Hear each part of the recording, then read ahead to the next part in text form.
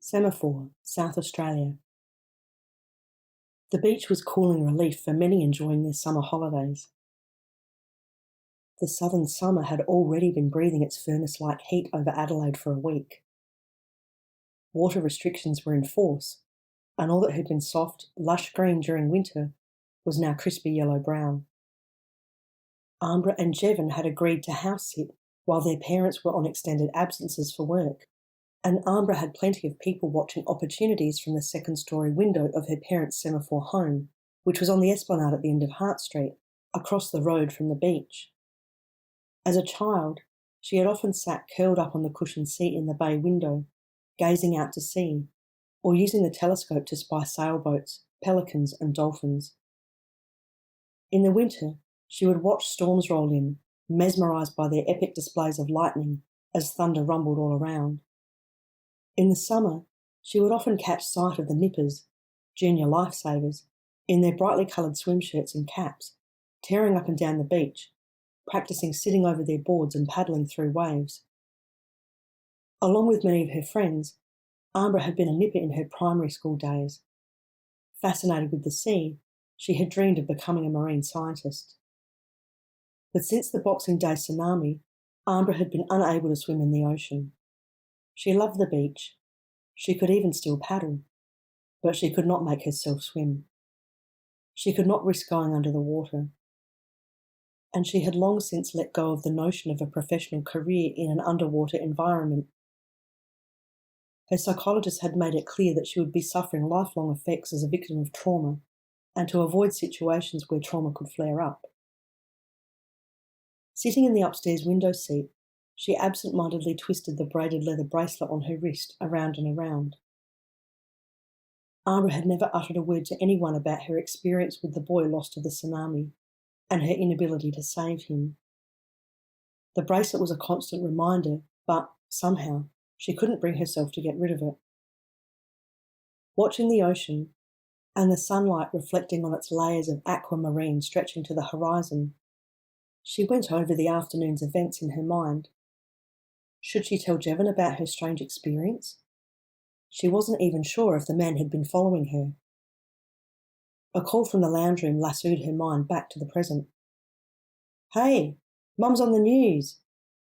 Ambra barreled down the stairs and joined her brother in the lounge room where he was sprawled on the couch, his gaming controller tossed to one side, gesturing at the TV screen. The siblings had been anticipating this.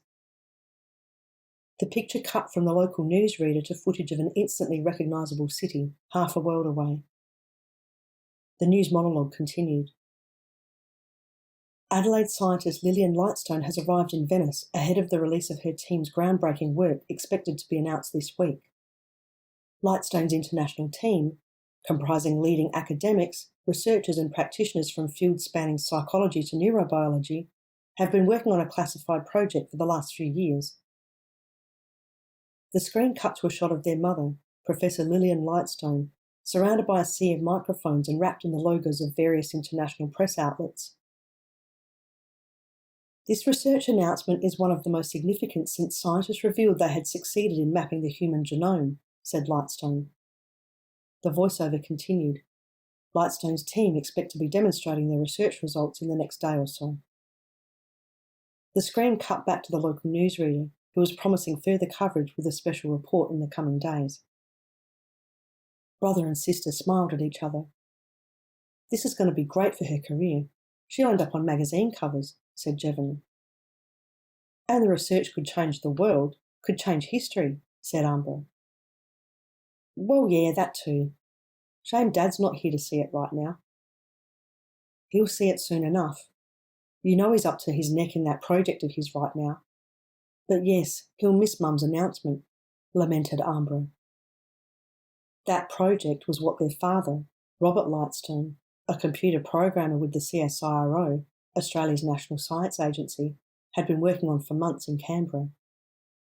Neither of them was clear on exactly what it was, but then their father had been somewhat vague in explaining it. Since Christmas, He had been on a 2-month special assignment in an undisclosed location and unable to communicate with his family. "Well, he's off-grid for the next few weeks until his work's done, so I don't reckon he's going to see anything," said Jevon, who vaulted from the couch as soon as the news turned to announcing a string of car chases, fires and local crime. With a grin, he thumbed in the direction of his game console. "I'm off for a run. It'll be too hot to go out tomorrow. That'll give me a chance to get stuck into my 2 new games." Ambra rolled her eyes. "Such a waste of time. Get a real hobby. What are we doing for dinner?" "Dunno. Are you hungry yet? It's gone 7. I'm getting hungry." "Let's worry about it when I get back," she heard him call, as the screen door banged shut, and the sound of his footsteps increased in pace, decreased in volume, then disappeared. Ambra was all alone in the house. She flipped through all the TV channels, but eventually gave up, instead gathering up textbooks, notebooks, pens and her laptop, and settling herself at the dining room table. Her final year of university was starting in a matter of weeks.